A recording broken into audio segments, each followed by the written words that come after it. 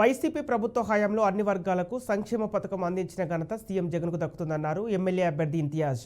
కుల మత రాజకీయాలకు అతీతంగా వైఎస్ జగన్మోహన్ రెడ్డి సుపరిపాలన అందిస్తున్నారన్నారు. రెండోసారి జగన్మోహన్ రెడ్డిని ముఖ్యమంత్రి చేసుకోవడానికి రాష్ట్ర ప్రజలు సిద్ధంగా ఉన్నారన్నారు. గ్రామ వార్డు సచివాలయం ద్వారా ప్రజలకు అన్ని సర్టిఫికెట్లు అందిస్తున్నారన్నారు.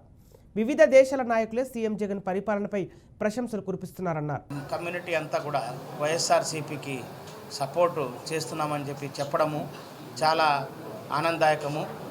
మరి ఈరోజు రాష్ట్రమంతటా వైఎస్ జగన్మోహన్ రెడ్డి గారు మా ప్రియతమ నాయకులు ఆయన చేపట్టిన పథకాలు కానివ్వండి, ఆయన చేపట్టిన అభివృద్ధి పనులకు కానివ్వండి, అన్ని వర్గాల వారు, అన్ని కమ్యూనిటీస్ వారు, కులం లేదు, మతం లేదు, ప్రాంతం లేదు, పార్టీ లేదు, ఏ విధమైన వివక్ష లేకుండా ఆయన చేపట్టిన కార్యక్రమాలకు ప్రతి ఒక్క వర్గం కూడా జేజేలు కొడతా ఉంది.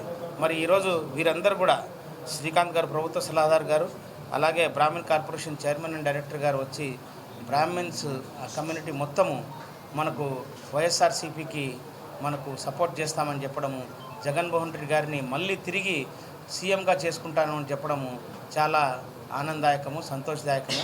నేను వారందరికీ కూడా ధన్యవాదాలు తెలుపుకుంటున్నాను. మరి మళ్ళీ రాష్ట్రము మళ్ళీ తిరిగి వైఎస్ జగన్మోహన్ రెడ్డి గారిని ముఖ్యమంత్రిగా కోరుకుంటుంది అని చెప్పి వారు చెప్పడము, అలాగే వారు ఇక్కడి నుంచి కర్నూలు నుంచి మళ్ళీ మనకు నంద్యాల జిల్లాకు వెళ్ళి శ్రీశైలం వరకు కూడా వెళ్ళి అక్కడ కూడా మనకు సభలు ఏర్పాటు చేయనున్నారు. అప్ టు శ్రీకాకుళం వరకు వీరు మొత్తం అంతా రాష్ట్రంతో తిరగడము చాలా అభినందనీయం. మరి ఇది ఈరోజు ఒక మాటను అందరికీ మనకు క్లియర్ చేస్తాము.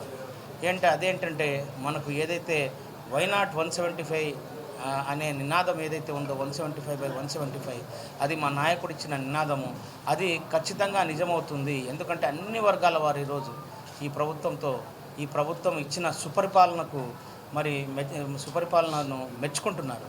అలాగే ఎన్నో పథకాలు, అన్ని పథకాల్లో అందరు అర్హులైన వారందరికీ కూడా ఇవ్వాలి. ఎక్కడ వివక్ష లేకుండా, కులం మతం పార్టీ ప్రాంతం అటువంటి భేదం లేకుండా ఇవ్వగలిగిన ప్రభుత్వం.